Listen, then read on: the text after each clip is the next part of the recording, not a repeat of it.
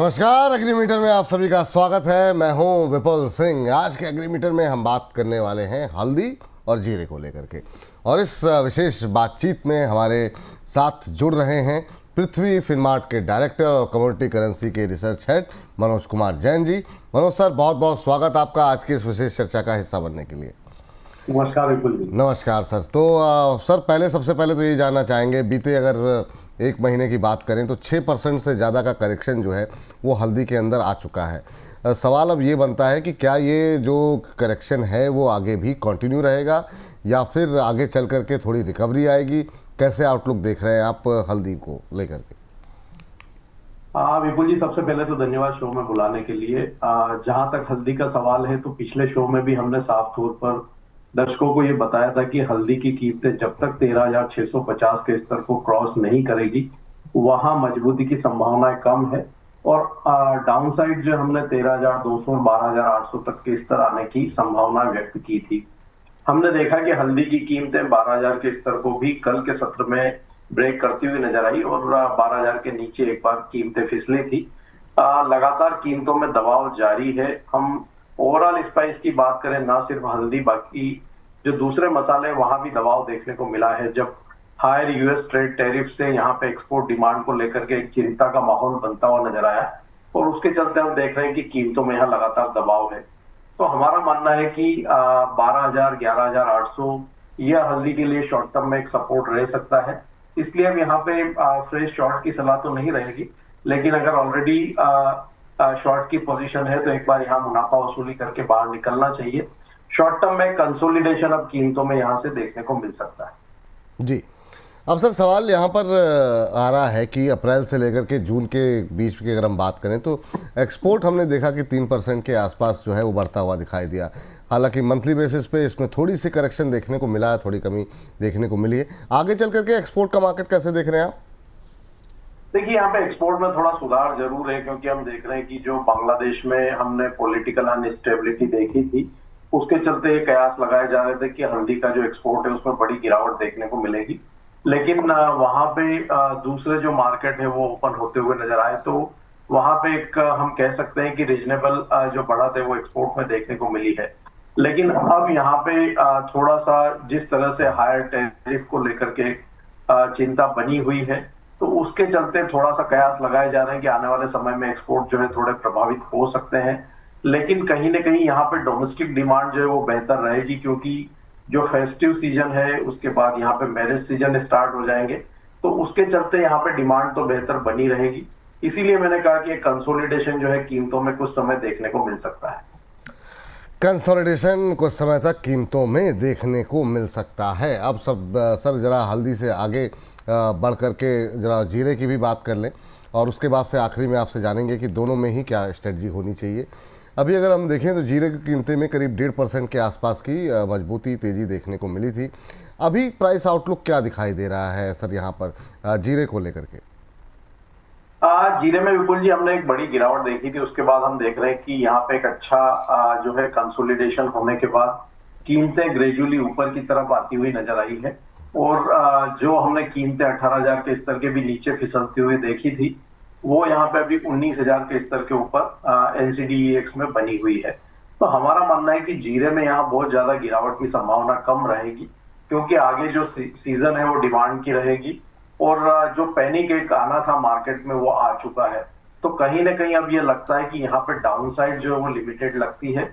हमारा मानना है कि 18,500 जो NCDEX का जो एक स्ट्रॉन्ग सपोर्ट जो है बेस बना था वो यहाँ पे होल्ड होता रहेगा। अभी शॉर्ट टर्म में हम देख रहे हैं कि 19,400 एक यहाँ पे इमीडिएट रेजिस्टेंस है, उसके ऊपर कीमतें थोड़ी सस्टेन होती हुई नजर नहीं आई थी, लेकिन ग्रेजुअली जब कीमतें 19,400 के स्तर के ऊपर सस्टेन होगी तो फिर हम वहां पे 20,500 और 21,200 तक कीमतों को जाते हुए देखेंगे। तो कंपैरेटिवली हल्दी के मुकाबले जीरा भी यहाँ बेहतर लगता है। डाउन साइड लिमिटेड लगती है, 18,500 एक स्ट्रॉन्ग सपोर्ट देखने को मिलेगा, और ऑन द अपसाइड यहाँ पे ग्रेजुअली अगले 2 से 3 महीने में कीमतें 21,200 तक के स्तर भी टेस्ट कर सकती। ठीक सर। सर इसके एक्सपोर्ट को लेकर के क्या व्यू है आपका? क्योंकि यहाँ पर भी बड़ी गिरावट रही, 19% के आसपास की गिरावट देखने को मिली। ये आने वाले दिनों में कुछ सुधर सकता है एक्सपोर्ट मार्केट? क्या व्यू है आपका इसको लेकर के? बिल्कुल, यहाँ पे थोड़ी सुधार की गुंजाइश नजर आती है क्योंकि हमारा मानना है कि कीमतें जो है एक रीजनेबल जोन में बनी हुई है।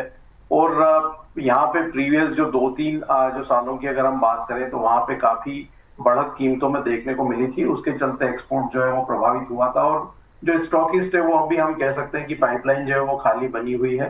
तो ग्रेजुअली यहाँ पे जैसे जैसे जो डिमांड का सीजन स्टार्ट होगा तो एक्सपोर्ट में भी यहाँ पे सुधार जो है वो देखने को मिलेगा। तो हमारा मानना है कि जीरे में आने वाले समय में एक्सपोर्ट में भी सुधार की गुंजाइश नजर आती है और डोमेस्टिक डिमांड भी यहाँ पे बेहतर बनी रह सकती है। ठीक सर।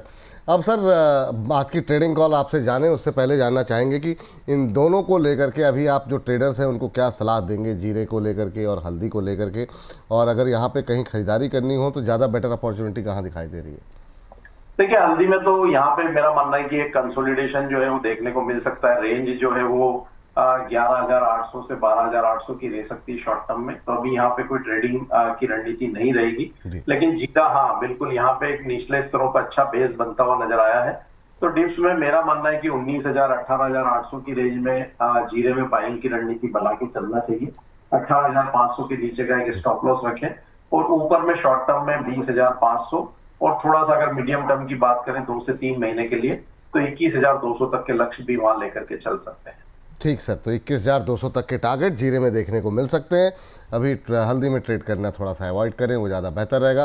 सर चलते चलते आपकी टॉप ट्रेडिंग कॉल्स कौन सी होंगी सर?